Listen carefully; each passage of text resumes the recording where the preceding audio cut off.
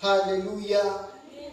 Ukisoma waraka wa Yohana 3 kuanzia 6 pale, dhambi ni uasi. Bwana Yesu asifiwe.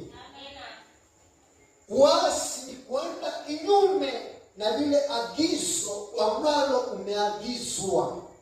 Bwana Yesu asifiwe. Hata Samsoni aliagizwa, lakini akakaidi, hatimaye alikiona kile kilichompata. Haleluya. Hata pia wewe unapogeuka na kutotii yale maagizo Bwana ambayo anakuagiza, basi siku zote ghadhabu ya Mungu itakuwa juu yako. Bwana Yesu asifiwe. Sasa utawezaje kuishinda hii dhambi? Haleluya.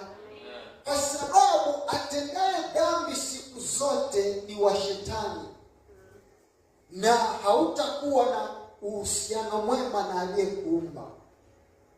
Basi ni wewe wakati huu ukajiangalie katika mizani yako wewe mwenyewe na aliyekuumba, ukajiweke mkutano. Bwana Yesu asifiwe. Katika safari yangu ya wokovu